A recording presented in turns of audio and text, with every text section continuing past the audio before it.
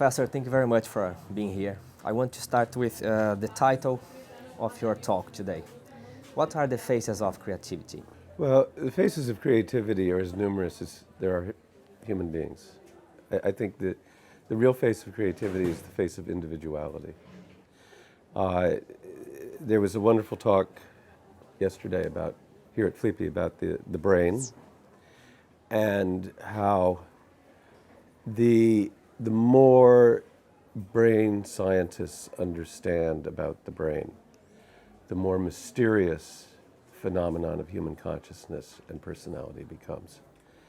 This tremendous gap between the way neurons generate knowledge and awareness of the world and what we call who we are as an individual. The more they know, the less they understand. In which basis are they settled? What is the relation between creative writing process and the country's national history? Good question. The United States is essentially a Puritan culture to begin with, Protestant culture, in which work and utility is everything. And traditionally, art, poetry, even intellectual activity has not been valued in the United States. It's about industry, it's about power, it's about commerce. So artists in the United States, writers in the United States have always felt that they are working against the official culture and needing always to prove that what they do is valuable and to be recognized for it. And that's one reason we have creative writing programs, because these are places within academia where we're not being academic, we're not being critics or scholars, we're being artists, but in a place that values that. In Latin America, often you will find poets or writers being diplomats, never in the United States. Really? Yeah. So we have a very vital artistic culture, but it has always had to work against this priority of utility, something that has to have a use in society. And I think that's one reason popular art, whether it's the movies or rock and roll, is so strong in the United States, because that's art that makes money. But art that doesn't make money, poetry being one of those arts, it's always been difficult. But this difficulty has created some of the greatest poets who ever wrote in English. So, as you said, it has always been difficult. How it can be improved? Well, as I said, the creative writing programs didn't exist 50 years ago. It came from the 1960s, when there were fewer than 10 creative writing programs in universities in the United States, and there are now over 300. And the ability to, again, create a way to support art in the United States, it's been a tremendous effort. Beginning in the 60s, the private sector and the government got together and created a national endowment for the arts, councils for the arts. And this was a very deliberate effort. But it came from recognizing that in the 20th century, there were so many great artists, painters, writers, composers coming from America, and we began to value that. But it wasn't a natural part of American culture.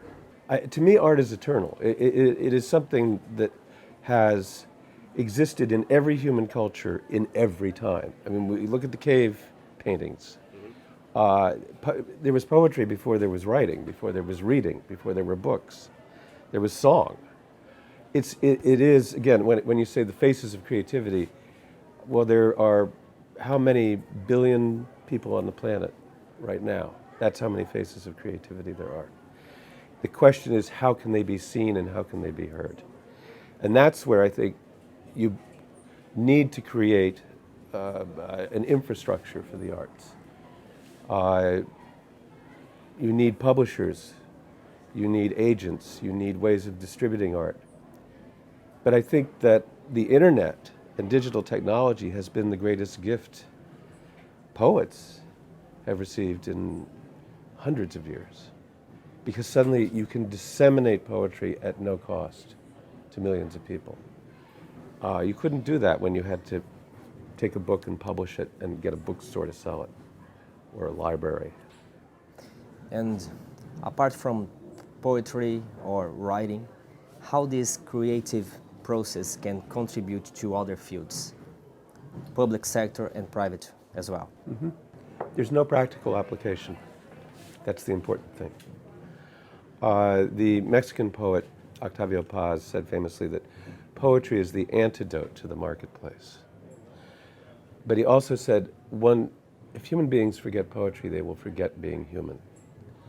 Because what business can do, what politics can do, what technology can do, is move things forward. It can enable us to eat and put houses over our heads and build tall buildings. But we can't make those things conscious. This is where I go back.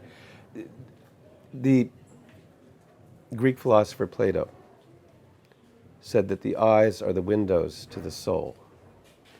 Now, in contemporary science, they will say the eyes are the visible part of the brain. And when you look into someone's eyes, you are seeing their brain. You are seeing who they are and what they're thinking and what they're feeling in their eyes. You are seeing the brain. That's what art contributes. It contributes consciousness. So you have a tremendous mechanism called, the internet or business or political power, but it is there in the service of human consciousness, and it's only that way that we can understand what it is to be human and why we're here. And I do think that once we forget why we're here, why we want all this power and all this wealth and all this celebrity, we're not being human anymore. So what art contributes is humanity, which again, it's not one face, it's a billion, several billion faces. Well, the global platforms and new business models means that talent, culture, and organization forms will have to be significantly retaught. Are we living a new era where the talent is the most important skill? I do think that that's true. I don't work in the business field. I know a lot of people in the business field. And especially now, with everything going on with technology, this term, to find a technology that's disruptive, to be innovative, is to be creative. And certainly, it can't just be about having an assembly line where you turn out the same thing all the time. The impulse to be creative, to be innovative, yes, I think it's probably more important now. I brought this subject about because Klaus Schwab, the founder of World Economic Forum, was talking about the fourth industrial revolution, what is it and how to respond to the fourth revolution. He says very, very clear that talent is more important than the capital, than the physical thing. So creativity, empathy, and stewardship, he puts as the three main things for a successful professional nowadays. It can also lift humanity into a new collective and moral consciousness, as you just told us. Yeah. So this is the thing we should keep an eye on. I mean, I agree, of course, with the way that he has said that.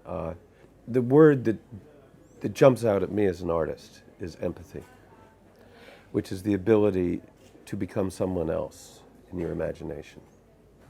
You can't write a novel without empathy because you are becoming other people and no longer yourself. The great English poet John Keats, writing about Shakespeare, said that Shakespeare's greatest quality, he called it negative capability, which was the ability to erase himself, to become a kind of chameleon and become other people.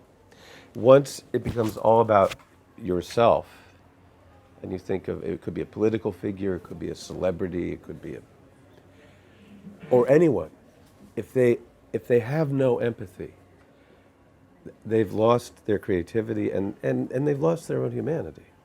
So a business with no empathy is just a voracious animal with no brain. And yet the power of technology, of business, if it is connected to empathy, can do great things. Lincoln Center in New York City was a product of President Eisenhower in the 1950s sitting down with the Ford and Rockefeller foundations and saying, we have Rockefeller Center, which is a monument to capitalism. But what we want and need now is a Rockefeller Center of the arts. And that created Lincoln Center. That couldn't have been done by a group of artists, living in Brooklyn. It did take the power of industry and the power of the government to make that possible. Can you see similarities between Brazil and the US in these terms? Well, I'm learning a lot about Brazil here, and I've had a number of conversations that reflect, I don't think the issues are really so different, but I think the first impression for someone from the United States who's coming to Brazil, it's what we imagine Brazil to be, is a beautiful place where beauty is valued, where there's tremendous sense of spirit and celebration and the pleasure of life. It's very different from the Puritan mentality.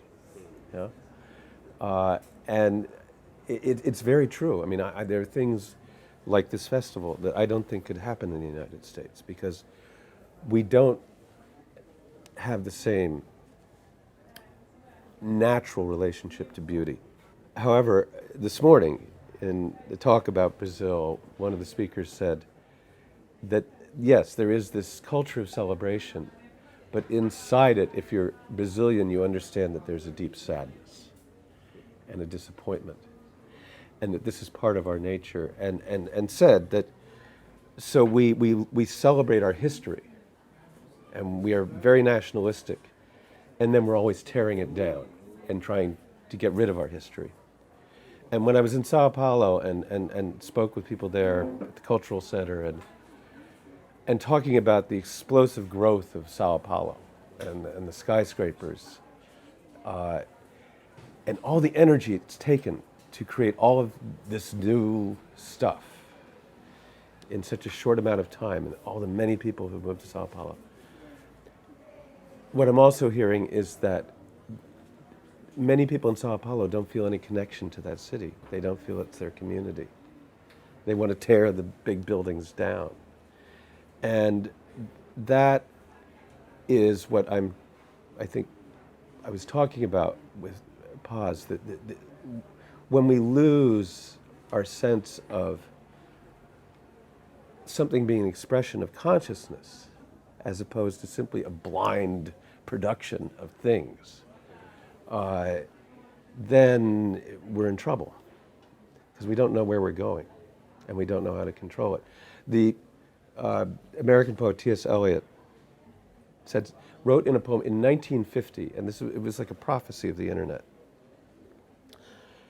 He said, "Where is the wisdom that we have lost in knowledge? Where is the knowledge we have lost in information?" Now, in 1995, we entered the age of information. He wrote that in 1950. And we all know that there is so much information out there that our individual human brains can barely keep up with it. And again, this is the answer to his questions is poetry. It's art. Because we have to find our way back to wisdom. Just like someone living in modern day Sao Paulo, or New York for that matter, has to find out where their home is and they have to remember their history, and they have to keep their connection to a community, whatever their sense of community is. And again, that's where the faces of creativity come from. Once you have a blind blur of 20 million faces, there are no faces of creativity. They all look the same. And that's why the quote, literature is news that stays news, so important. Yeah, there's an even better one that's similar to that. That was from Ezra Pound, but William Carlos Williams, they were very close, said something in a poem very similar. He said, "You'll never get the news from poems, but men die miserably every day for lack of what is found in poems." Unless you have empathy, it doesn't matter how much you know. Unless people feel that their culture understands them and recognizes the importance of their individual existence, they will die miserably. And that's, I think the whole world is in danger of that right now. I mean, that is not just Brazil. Yeah, we have a divided country right now, and people are showing their opinions in the social media, and we don't know where are you going, but people want to argue with each other without reading deeply the other side. So they are getting specialized in their opinions. And it's a big danger in the United States right now, where you have people who want anyone who's a Muslim or anyone who's from Mexico, throw them out, keep them out. We only want people who look like us and are like us. It's the worst political tendency. However, to have this debate and recognize that there are these extreme disagreements is not necessarily a bad thing. The great Czech poet Miroslav Holub said, when the Soviet Union invaded Prague and they were under the thumb of the Soviets in the Czech, what is now the Czech Republic, he said, it's a very poetic situation. And I think poetry, it was like I was saying, the disagreement between poets and American culture, or artists and American culture, is what has generated great poetry. I think it's moments like this, when there's terrible anxiety, that creativity is most necessary. And often when what artists can contribute becomes most important. One more quote from the Irish poet Yeats. Yeats. I told you earlier. He said, from the disagreement with other people, we make rhetoric. But from the disagreement in ourselves, with ourselves, we make poetry. I think in a moment like this, it's not just about arguing with the other person, it's recognizing, being able to recognize the argument inside oneself. I have teenage kids. They say they hate social media, and they are looking at their phones all the time. But they feel controlled by them. I mean, we are all every day dealing with these contradictions. We hate the internet. We hate social media. There's too much email. There's no time to read a book or paint a painting. And yet we're fascinated. We're there every day, spending hours and hours. So how do we turn that into something creative? How do we bring what was called the gray matter or the white jelly of the brain, and it could be the mechanism inside the computer, together with consciousness? And I think only artists and creative people can answer that. So studying humanities should be a thing that we value more. I think nothing is more necessary. And it's a terrible threat now that universities, even universities, are being pressured to give up the humanities, to give up anything that doesn't have a practical purpose. This has been done in Japan recently, where they just removed the humanities from their college curriculum. But this is true even in science. Again, yesterday, scientist who is leaving Brazil was talking about how pure science, where there's no purpose, is how you produce knowledge. Applied science, engineering, is what you do once you have the knowledge and you find a practical purpose. But without the pure science, which I would also say is the poetry, you'll never have anything to apply. You won't have any knowledge, much less any wisdom. You'll just have information. White jelly.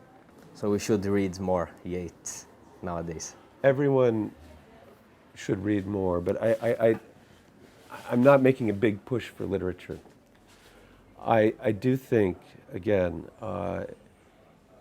what art is about is expressing individuality, the individual spirit, the individual sensibility. Why is it? I mean, you say, is art getting worse? No, because it will always be there. The more people there are, the more good art there will be, because it comes out of our being human. It's not artificial. So it's more about giving, whether they're children in kindergarten or students in a university or people in the workplace, giving them the opportunities to not be just like everyone else. That's what it's about. You don't have to read Greek, but you do have to have a sense that the imagination and the freedom that the imagination can give you is just as important as the rational brain that balances the checkbook. But again, I say that recognizing there needs to be an infrastructure. Here, I mean, I've been learning about the publishing industry in Brazil and how it's difficult for young artists to find agents, or writers to find agents, which in the United States, we have this wonderful opportunity for young writers because the agents want to bring on young writers. We have organizations that are publicly funded that distribute the books of little presses. I think, finding a way between the public sector and the private sector to put these sorts of things together, it's like creating a public transportation system for art. That's important too. Let's try. Thank you, William. Thank you very much that. for Thank having you. me.